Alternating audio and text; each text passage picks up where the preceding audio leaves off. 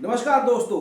सत्ता का नशा और स्वार्थ की राजनीति क्या होती है, इसका एक जीता जागता उदाहरण आज देखने को मिला जब दिल्ली के मुख्यमंत्री अरविंद केजरीवाल राज्यपाल के अभिभाषण पर अपना जवाब दे रहे थे, भाषण दे रहे थे।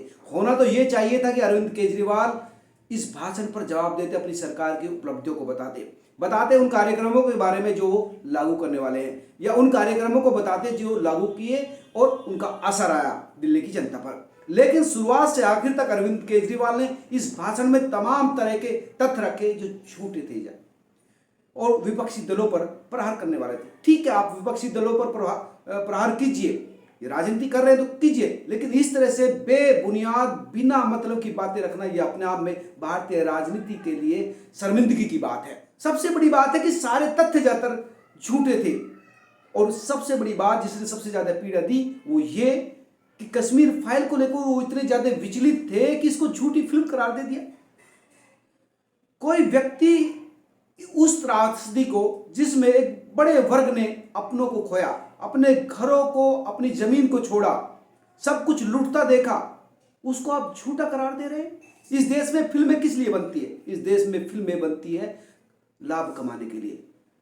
बॉलीवुड एक इंडस्ट्री है, उसको इंडस्ट्री का दर्जा प्राप्त है।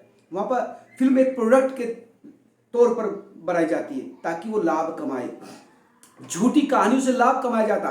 विवेक अग्निहोत्री अगर फिल्म से अपनी लाभ कमा रहे तो उसमें गलत क्या है? जबकि विवेक ने सत्य दिखाया, फैक्ट दिखाए। आप झूठी कहानी बता रहे, बताइए ना कौन सा फैक्ट गलत है। वो कहानी जो बताइए जो झूठी हो, आप उसको झूठी कहानी बता रहे, उस वर्ग के जख्मों पर नमक छिड़क रहे हैं जिन्होंने वो त्रासदी झेली है, अपनों को मरता हुआ नहीं, विभत्त तरीके से उनके साथ चीजें होती देखी।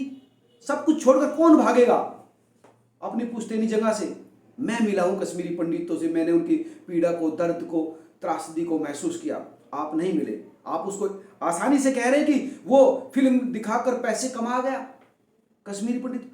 अरे तो क्या हो गया? वो पैसे कमा रहा है तो उसके पैसे कमाने में दिक्कत क्या है, जबकि वो सत्य दिखाकर पैसे कमा रहा है। या तो झूठ कहानी, आपने कई फिल्मों को जो है टैक्स फ्री किया, आप कह रहे यूट्यूब पर डाल दीजिए। वो आदमी पैसे लगाकर फिल्म बनाई, आपने पैसे दिए थे उसको या किसी ने चैरिटी पैसे दिए थे उसको? इसमें दिक्कत क्या है?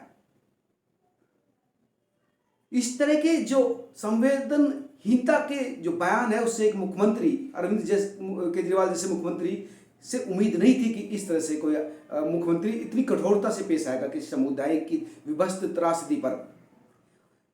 सारे भाषण में झूठ। वो कह रहे हैं कि मैं जो भगत सिंह और बाबा साहब की जो तस्वीर लगा रहा हूं उसमें विपक्षी दल विरोध कर रहे हैं। मैंने तो किसी राजनीतिक पार्टी का नेता का बयान नहीं सुना, चाहे वो कांग्रेस हो चाहे बीजेपी की हो। वो कह रहे हैं कि बीजेपी वाले कह रहे हैं कि वहां सावरकर की फोटो लगानी होनी चाहिए। मैंने तो किसी बीजेपी वाले की नहीं सुनी। कांग्रेस वाले कह रहे हैं कि वहां पर इंदिरा गांधी जो है उसकी राजीव गांधी की फोटो लगनी चाहिए। उनकी तरफ से भी कोई ऐसा बयान नहीं आया।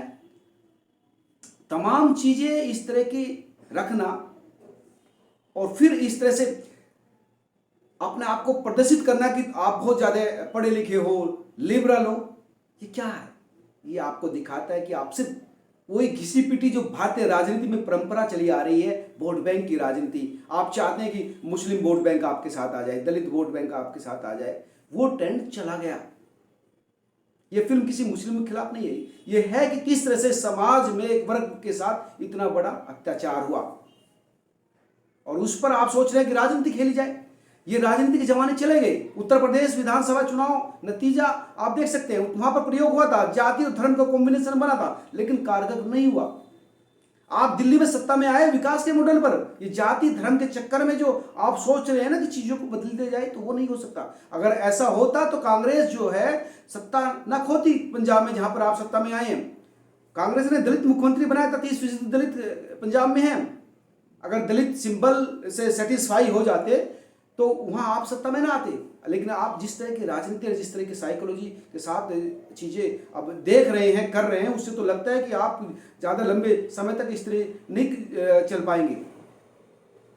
सबसे बड़ी बात है कि कश्मीरी पंडितों के साथ इतना विभत्त घटनाक्रम हुआ और उस पर आप इतनी संवेदनहीनता दिखा रहे हैं, गलत है। नमस्कार।